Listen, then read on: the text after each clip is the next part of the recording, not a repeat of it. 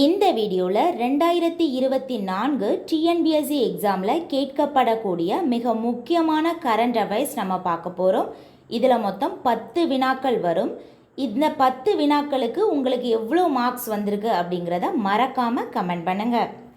QS நிறுவனம் வெளியிட்ட உலக பல்கலைக்கழக தரவரிசை பட்டியலில் முதலிடம் பிடித்துள்ள பல்கலைக்கழகம் எது? QS நிறுவனம் வெளியிட்ட உலக பல்கலைக்கழக தரவரிசை பட்டியலில் முதலிடம் பிடித்துள்ள பல்கலைக்கழகம் எது? ஆன்சர் மசாசுசெட்ஸ் தொழில்நுட்ப நிறுவனம், அமெரிக்கா. அதாவது MIT அப்படின்னு சொல்லலாம். மசாசுசெட்ஸ் தொழில்நுட்ப நிறுவனம், அமெரிக்கா. ரெண்டாவது கேள்வி, தமிழகம் 50 சிறப்பு பொருளாதார மண்டலங்களை உருவாக்கி நாட்டில் எத்தனையாவது இடத்தில் உள்ளது? தமிழகம் 50 சிறப்பு பொருளாதார மண்டலங்களை உருவாக்கி நாட்டில் எத்தனையாவது இடத்தில் உள்ளது?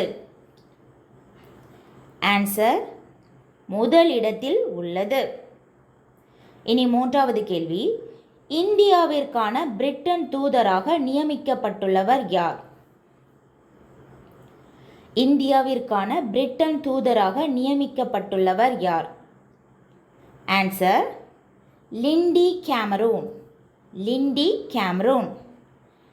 கேன்ஸ் திரைப்பட விழாவின் உச்ச அங்கீகாரமாக கருதப்படும் விருது எது?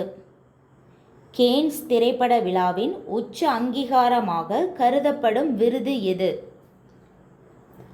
Answer Golden Palm. Answer Golden Palm.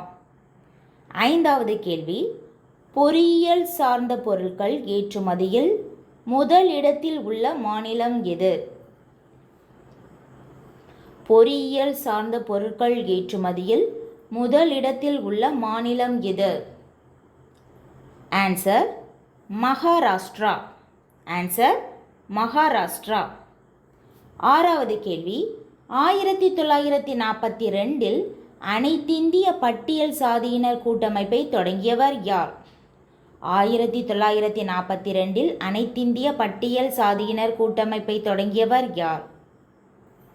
Answer Ambedkar. ஏழாவது கேள்வி, கோல்டன் பாம் விருதுக்காக போட்டி பிரிவில் தேர்வு செய்யப்பட்ட இந்திய திரைப்படம் எது? கோல்டன் பாம் விருதுக்காக போட்டி பிரிவில் தேர்வு செய்யப்பட்ட இந்திய திரைப்படம் எது? Answer All We Imagine as Light. All We Imagine as Light. இனி எட்டாவது கேள்வி, நடப்பு நிதியாண்டில் இந்தியாவின் பொருளாதார வளர்ச்சி எத்தனை சதவீதமாக இருக்கும் என்று ஆசிய வளர்ச்சி வங்கி கணித்துள்ளது? நடப்பு நிதியாண்டில் இந்தியாவின் பொருளாதார வளர்ச்சி எத்தனை சதவீதமாக இருக்கும் என்று ஆசிய வளர்ச்சி வங்கி கணித்துள்ளது? ஆன்சர் 7%. ஆன்சர் 7%. இனி ஒன்பதாவது கேள்வி, நிதி ஆயோக் வெளியிட்ட 2022 ஏற்றுமதி ஆயத்த நிலைக்கான குறியீட்டில் முதலிடம் பிடித்த மாநிலம் எது?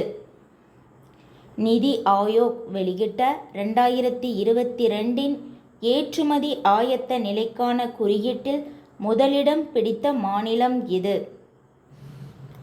ஆன்சர் தமிழ்நாடு. ஆன்சர் தமிழ்நாடு.